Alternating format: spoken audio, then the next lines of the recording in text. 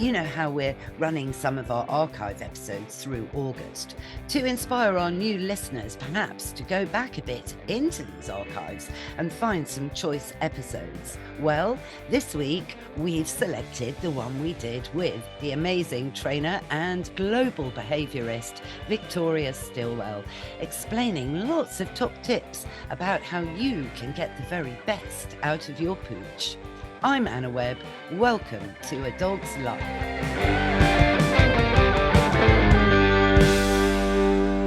So how excited am I to be welcoming Victoria Stilwell onto A Dog's Life? Hello, Victoria, all the way over in Atlanta. Hello, it's really good to be here. Oh, thank you.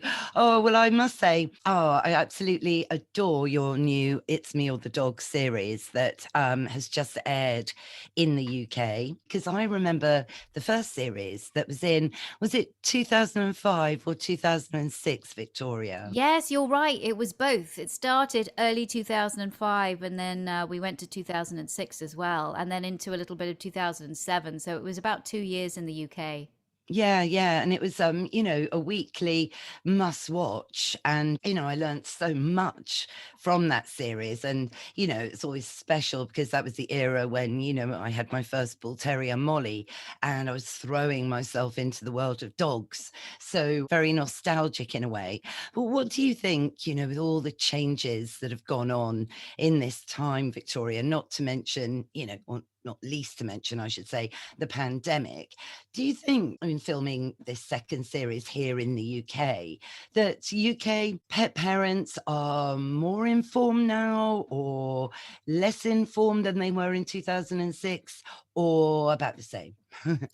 I think about the same, really, to be honest. But of course, I think what is so surprised me is the amount of dogs that the pandemic, just caused this flurry, as we know, of everybody wanting a dog, everybody wanting a canine companion. And so it seems like there are so many more dogs now in the UK than there ever were before. And it just means that when we decided to do the show again, really because of the pandemic and because there were so many more people that needed help, um, we had no shortage of people wanting to be on the show, put it like that. Yeah, I bet. Gosh, it must be an extraordinarily difficult task to choose. And I must say, the series I think really represents a good cross section of very common behavior problems, really. So I think it really a well balanced series. Thank you. They did, the producers, they go out and the casting goes out to try and find these people. But, again, obviously they have to make sure I can do it. So I get the final say. And I too was really focused on trying to get as many different kinds of stories and issues as I could. Because, right from the start, even from the beginning of them, when I started It's Me or the Dog in 2005, it was all about giving people as much information as I could so that they would have more harmonious lives with their dogs, or if they had a difficult dog, they would not make the decision to relinquish it to a shelter, that there was actually things that they could do. So really it's about education and about tackling as many kind of issues as possible. Yes, oh, absolutely. And it's really also about communicating effectively, I guess, really with the people. I mean, I always say trained dogs are happy dogs and make for happier owners. And what was clear in the program, which I loved, was, you have the before and you've got the pet parents, tearing their hair out, I can't wait to see Victoria, we're at our wits' end. We can't go on anymore, and then you go and see them, offer them the skill set to help turn their dog's problems around, all positively, which I love. And then you have the interview with them afterwards when they've been working with your techniques and you come back to visit them and they're radiant and they're smiling and so happy. So it proves that trained dogs make for happier people. It really does. It really does. And there's people that come on the social media and they're like, "Oh my gosh, you make everything look like magic. You're a magician." And Anna, we're not magicians. We just are skilled at what we do. We know what we do. And so when I go into a house and they have these issues, I go, all right, now I understand dogs. I know dogs well enough. I understand people. I know them well enough to be able to turn this behavior around. And so that's the job of a dog trainer. It's not just about going into a house or doing a group class and teaching a dog to sit, stay, come when called. It's about understanding why a dog is behaving in the way it is and helping the family and the dog be successful. Exactly. I mean, I always like to think you're turning a dog's world into a game based on rules and teamwork. Yeah, it is, and I think that's what you say is very important because it's it is about play, and I think there's been so much focus, especially recently, on obedience training, this and that.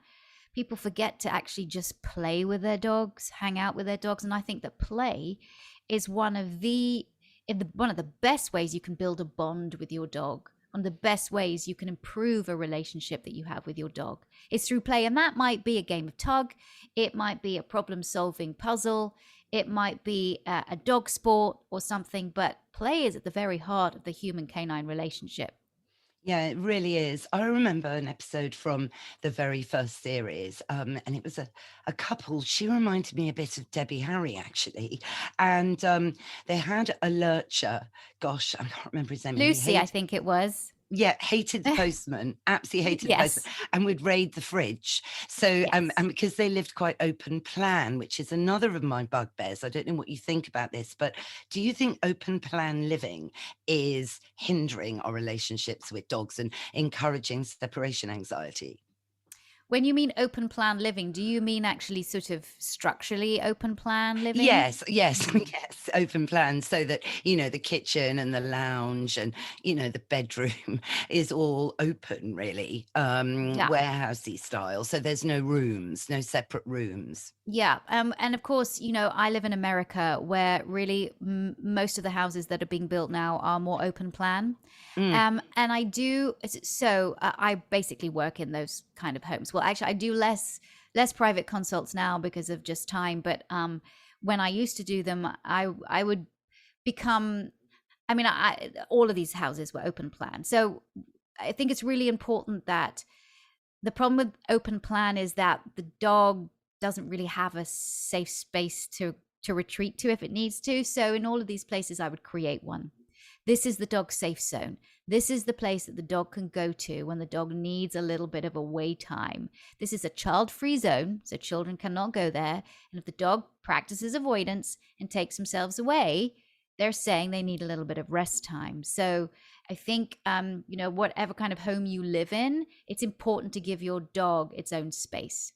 yes, absolutely. Because, separation anxiety, which was this Lucy's problem, wasn't it? Way back, and she would just get totally destructive, which rings a bell with me because when Prudence, my current miniature bull terrier, was young, destruction was her symptom of anxiety, actually. She Mm. ate all the doorknobs actually off my chest of drawers once, which could have killed her, because they were wooden. So that was it. We had to go back a few stages, obviously, at that point. But Lucy reminded me a bit of Prudence. Yeah, Lucy, I mean, bless her heart. It's separation anxiety, and especially with the pandemic. My gosh, so many dogs. It is such a common problem behavior, and so many dogs suffer from it. Look, dogs are social animals, we know that, and they thrive best when they are in the company of their families, people that they can trust and feel safe with. And they like little toddlers. What toddler likes to be left alone?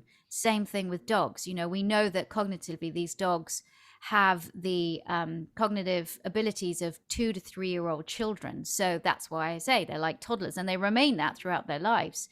So you can imagine then what it's like leaving a toddler by themselves. Well, that's the same for your dog. Leaving a dog by themselves, they don't know that you're going to come home.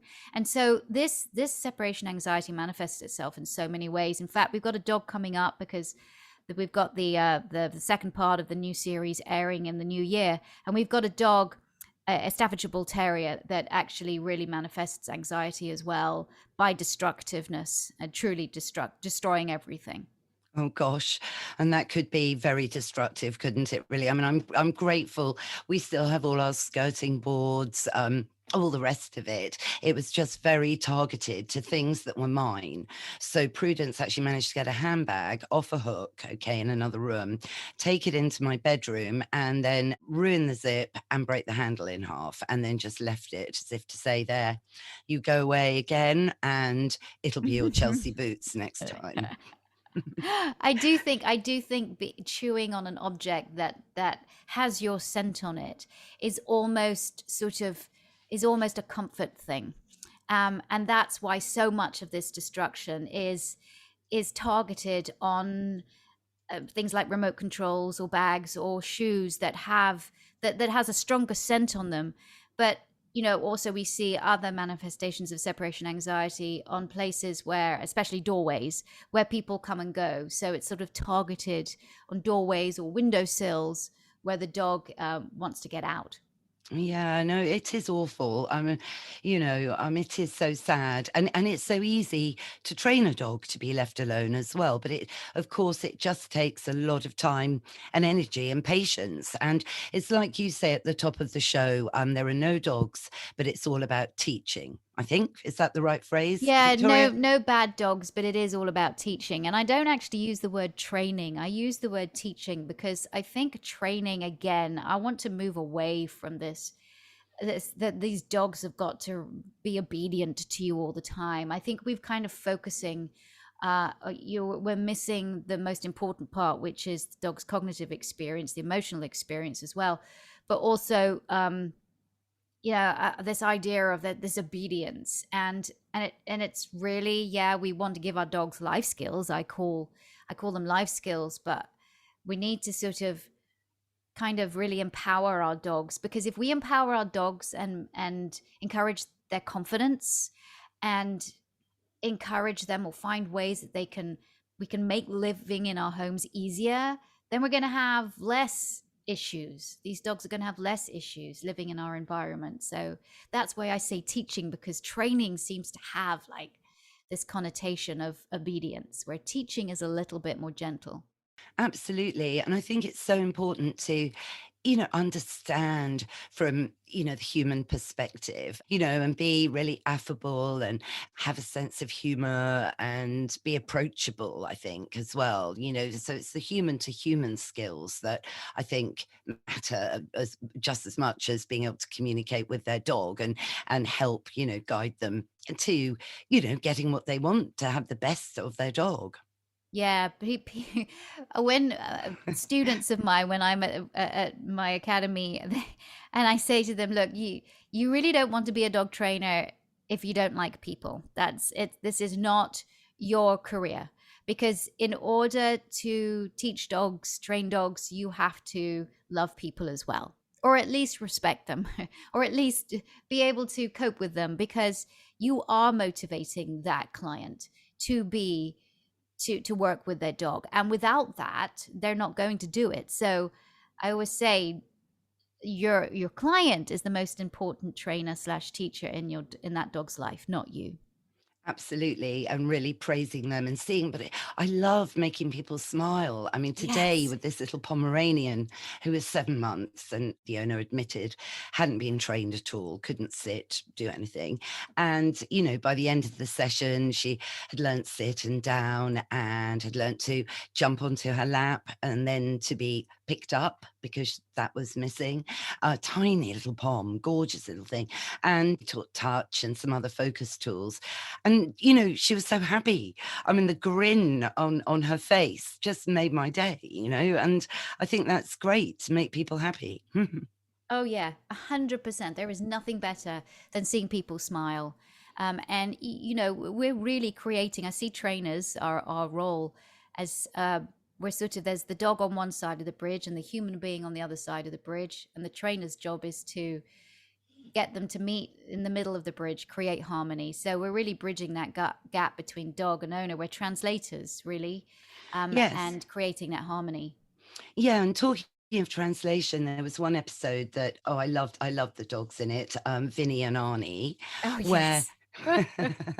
Where two Frenchies and with opinions, weren't they? They had opinions, and but many of the messages and the communication between the owners and these dogs were totally getting lost in translation, weren't they, Victoria? They were. And when it gets lost in translation, there is confusion.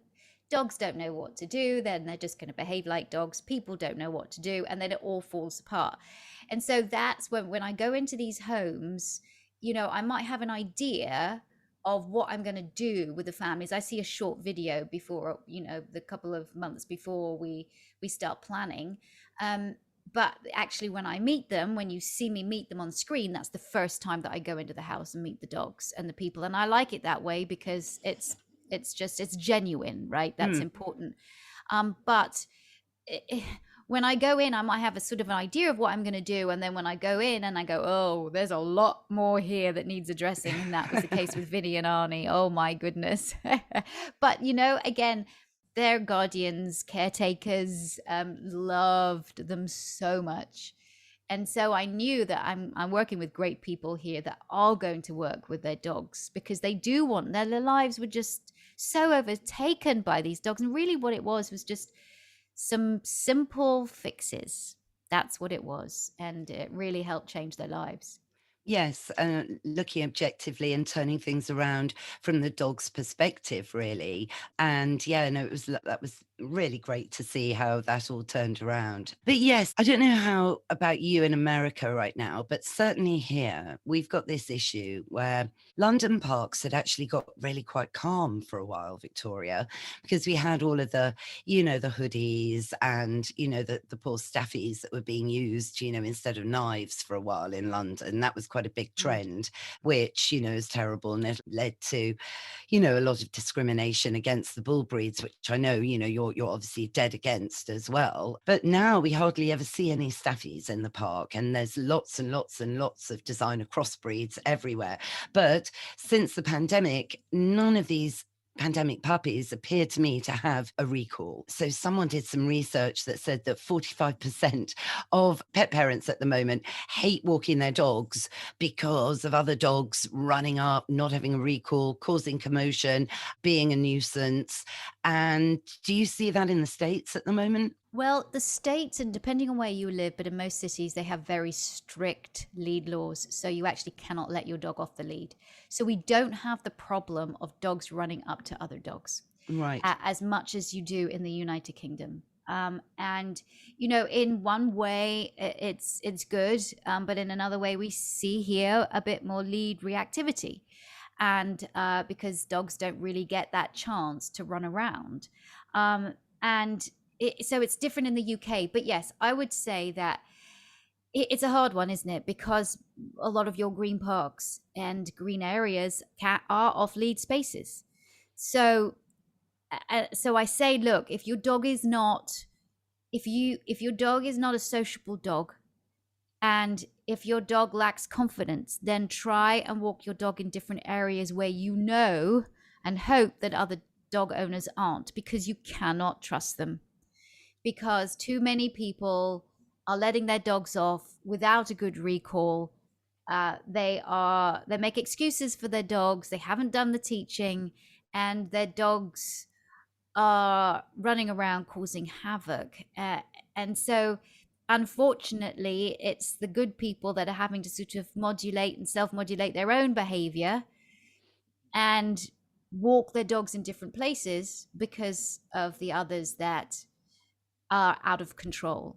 I Mm. do hope that it changes, and I do hope that people with resources like television shows and books and videos and all the information podcasts like yours that people do learn. There's so much great information out there now, and teaching a simple recall, I mean, it is pretty easy. It is, it is. I loved it on the show because you're using long lines, because I'm a great fan of a long line. In fact, I've actually invented one through lockdown, Victoria. It was a lockdown project. So bit by bit, I'm getting there.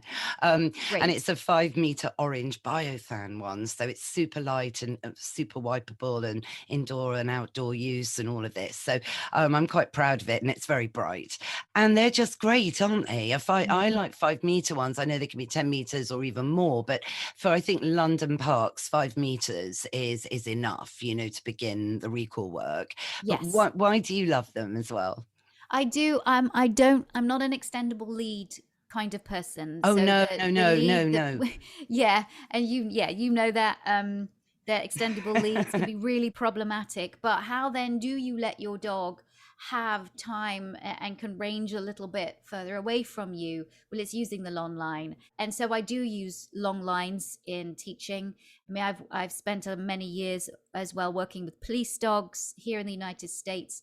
We use a lot of long lines for tracking, and they can be very, very useful in so many different ways. So it enables your dog to go out and sniff and have a little bit, maybe that feeling of freedom a bit more, but they are still attached to you. You're still holding the other end of the lead. Yes, or have a means to tread on the lead, preempt Yes. something you don't want, like chasing a cyclist or a pigeon. And then I guess using the opportunity, it's something you did say in one of the episodes, might have been low key, that you have to be more fun. You're not fun enough. I do remember. And that's Yes. so important, isn't it? That we have to be more fun than a pigeon. Well, Which is it's quite hard. hard. It's very Yes. hard. More It's fun than a squirrel. I mean, come on. it's really, really difficult. And what we did in that episode was to put what looked like a sort of, which is a bit sad and sorry to say this, but like a squashed animal. And but it's not, it's a soft toy, but it kind of looks like, and put it at the end of a rope, and or a flirt pole, and then run off in the other direction with it. So if you've got a dog that loves chasing things, well, then it can chase the thing that you have, and it only comes out on the walk. And so your dog can focus on that more than, and actually that becomes even more reinforcing, because then it might get a chase, and then it might have a treat, and then it might have another chase. Mm. So that you have to, and it's hard for people to do that. It's hard for people to be more exciting, and you're going almost against instinct, aren't you? But if you can harness your dog's chasing instinct in a more positive way, then it really, really works. Absolutely. Yes, yes, yes. But it takes time and energy, that's the thing. Walking your dog as well, Victoria. I mean, I'm a bit of an old-fashioned girl, and I think, the main reason to bring a dog into your life is that they give you a gateway to the outdoors. I mean, and through lockdown, I would have lost it if it hadn't been for the dogs. We were out every day for our hours, designated exercise. And I think that's when people got the idea, people who'd never been to the park saw us dog parents out with our dogs thinking, "Do you know what? I'm going to get a dog because then it means I can go out and have a reason to go out. You don't feel like Billy No Maids in the park," you know. Yeah. But so many people don't walk their dogs enough, do they? They don't.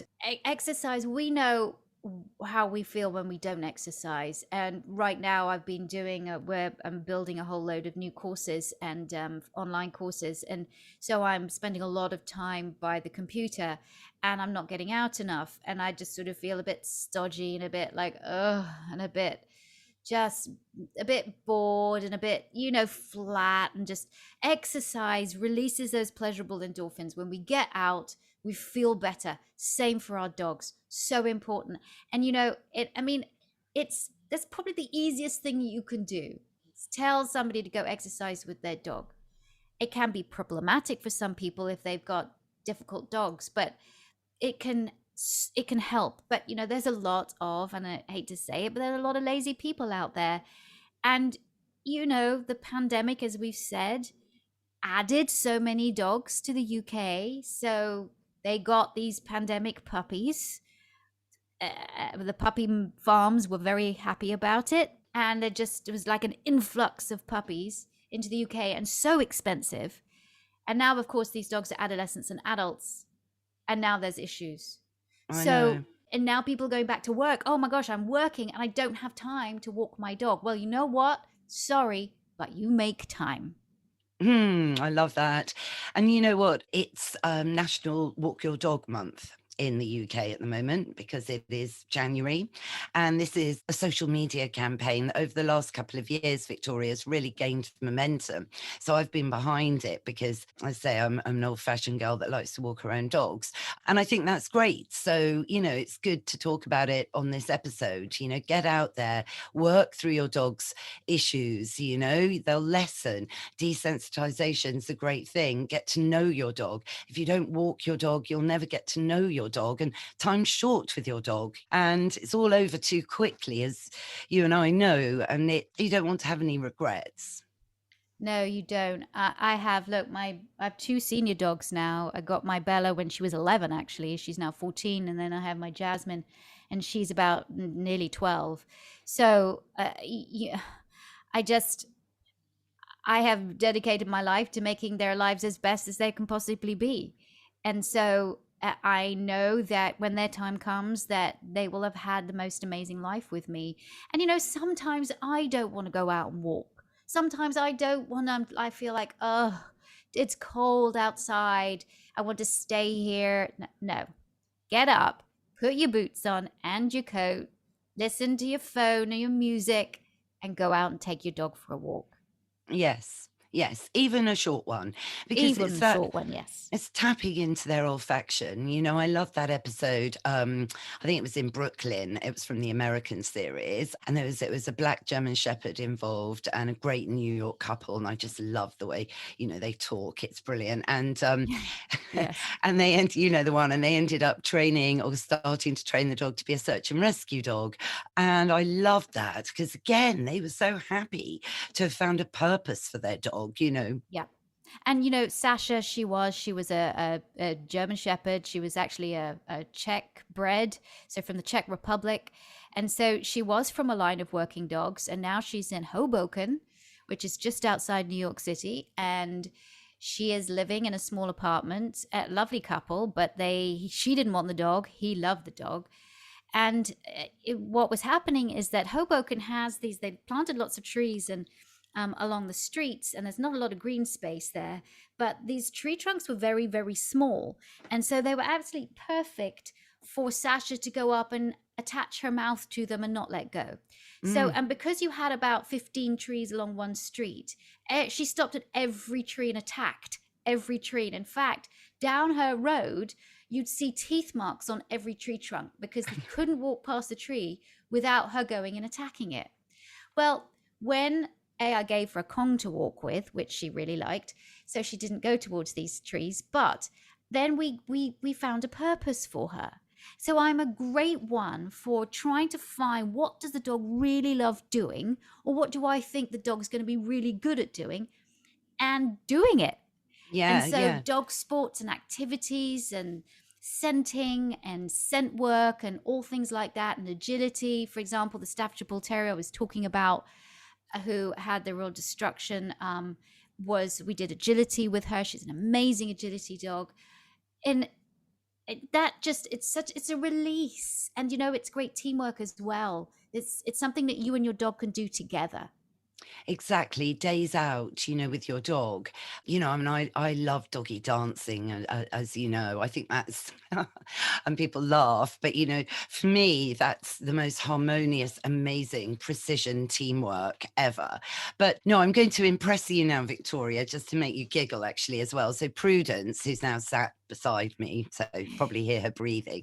I've trained her with the help, actually, I must say, of Dave Wardell, the police officer, Canine Yes. Finn, to sniff out British truffles. Ooh, fabulous. She's a truffle dog. She's a She truffle is. hunter. She's a truffle hunter. I know, I know. Ooh. And I found someone whose dog I'm training that owns some land, I know, mad, that has truffles. So we're sorted, because you can get arrested actually if you dig out a truffle without permission from the landowner. So Yeah, the networking that's has amazing. happened. So watch out, in 2022, Prudence may be crowned the first bull terrier ever to find a truffle in real Oh, life. Do you know what? And dogs are so much better. You know that in Italy and other areas that they've been using pigs to hunt truffles out. But unfortunately, pigs aren't so eco-friendly and they trample a lot of the vegetation. So dogs are You know, much better at truffle hunting and are much more delicate and less destructive to the areas that they're searching for truffles in. So it's such an amazing thing for your dog to do. yeah, it's a bit of fun, but that's the whole thing, you've got to have these projects or, and anyone could do it. That's the thing. But talking about 2022, Victoria, you've got a lot coming up, and let's hope, that next year is a bit more normal. It all Yeah. seems to be going a bit haywire again here, certainly in London, but we'll just have to see how it pans out, I guess. But there's so much. I mean, apart from the second series of It's Me or the Dog, filmed here in Blighty, there's your annual bike conference. Is there not in April, Victoria? Yes, it's the Dog Behavior Conference, and it's a totally virtual online 3-day conference, April 1st, 2nd, and 3rd. And it's our 8th year now, 9th year. And we used to do it in person in the UK, but of course, because of COVID, we put it online. And actually, this will be our third year, second or third year online. We have some of the best speakers from around the world. So if you're a dog lover and you just want more information about how to live harmoniously with your dog, and or you are an aspiring dog trainer or groomer or other animal care professional, then it's definitely you should definitely check out the Dog Behavior Conference. I'm so going to register this year and join in, actually, Victoria. I'd like to do that, most definitely.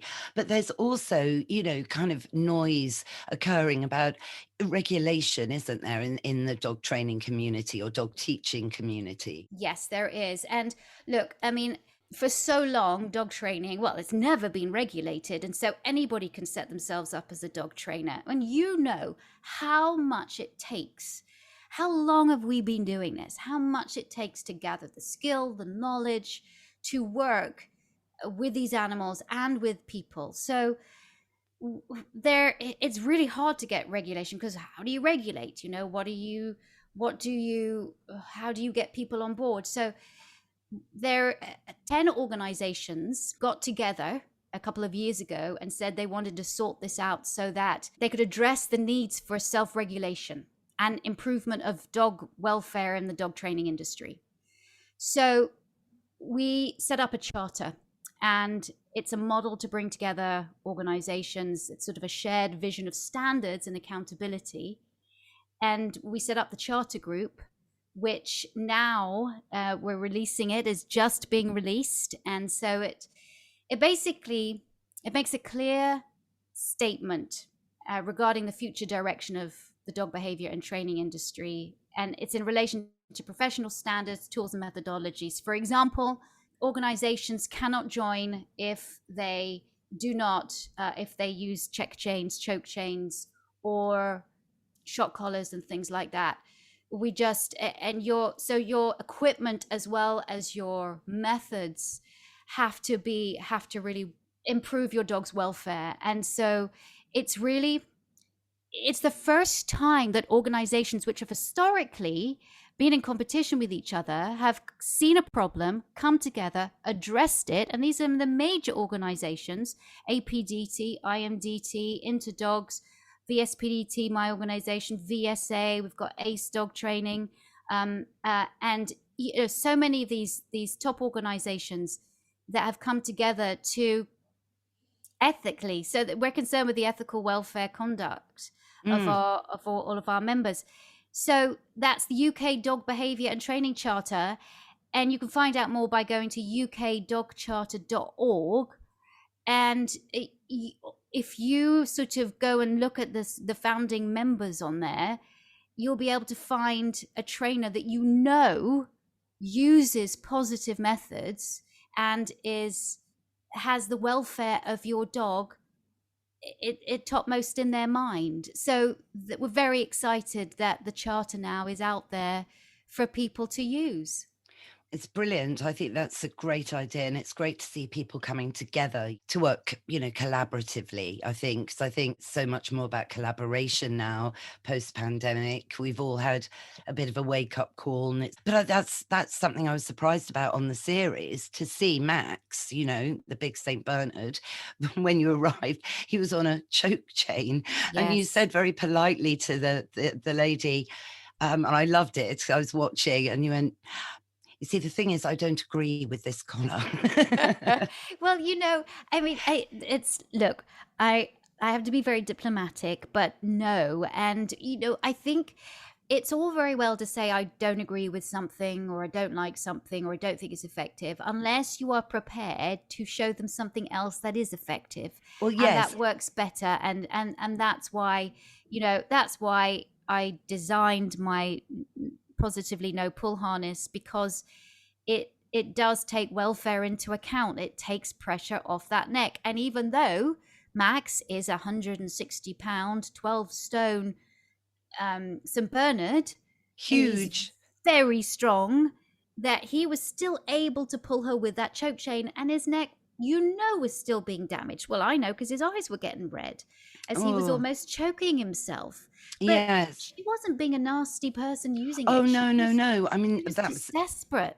absolutely, unwittingly, she didn't know at all. And, it was just interesting that in today's, now that, you can even still buy them, actually, I must say, but I love the front leading harnesses. I'm mad about them. In fact, I'd love to try one of your positively ones for Prudence, actually, because we sometimes go back to a front leading harness after just walking on a collar and a lead. Phases, through a dog's life, you go a bit wayward at times and you come back in line again. Yeah.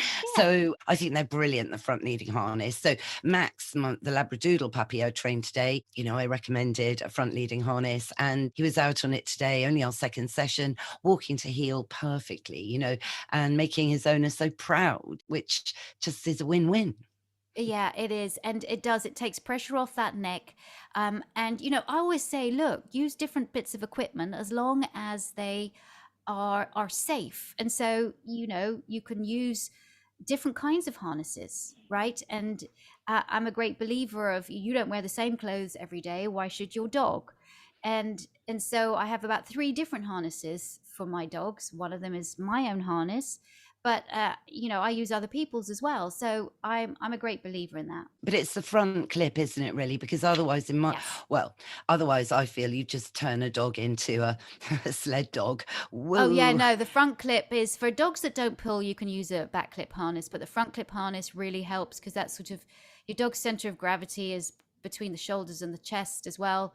And Mm, that's, if you attach that lead to that front clip, you're actually, if the dog pulls it, its body just comes around. It's so much easier to walk your dog, especially if you've got a dog that pulls. So, that's why I'm teaching Max to walk well on that lead, and also not to dart off when he wanted to, because if he ever saw another dog or a cat or somebody he wanted to go say hello to, he'd just go. And then yes. he did, regardless of who was at the other end of the lead, he would go. And that was the problem. And he'd put his person in hospital 3 times, surgery, 3 different surgeries, so much so Gosh. that the surgeon had said, you need to get rid of your dog. And she said, absolutely not, I'm going to call Victoria Stilwell. And that's and that's the show, so you have to watch.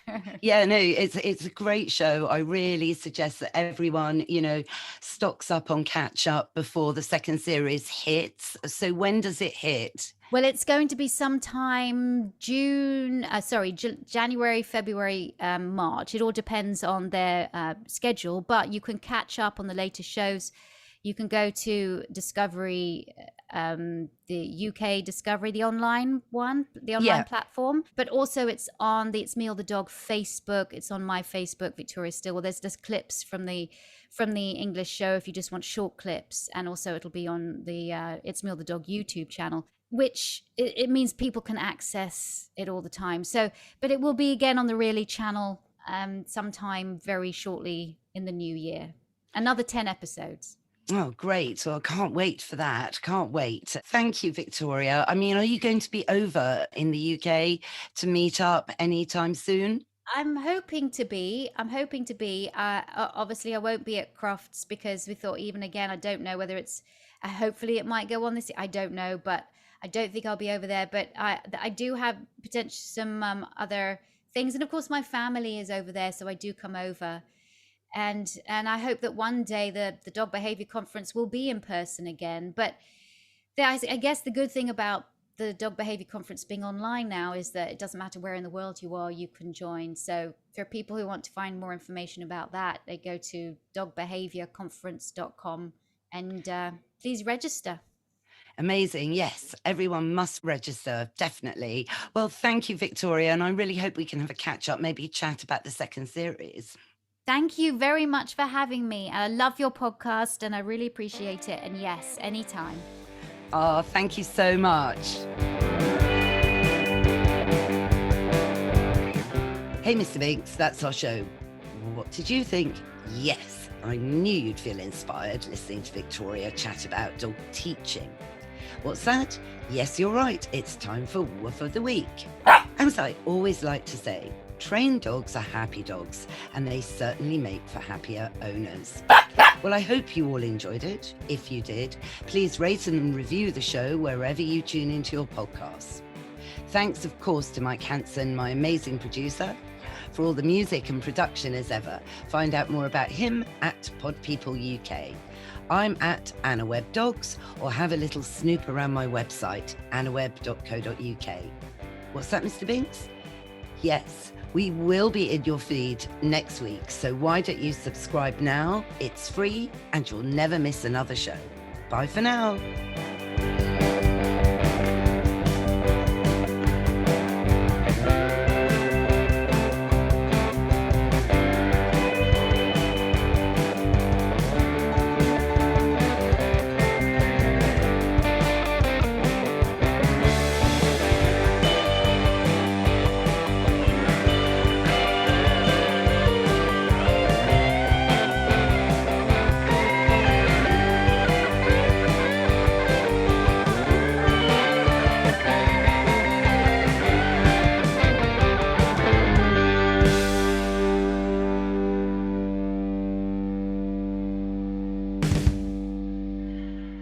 Pod People.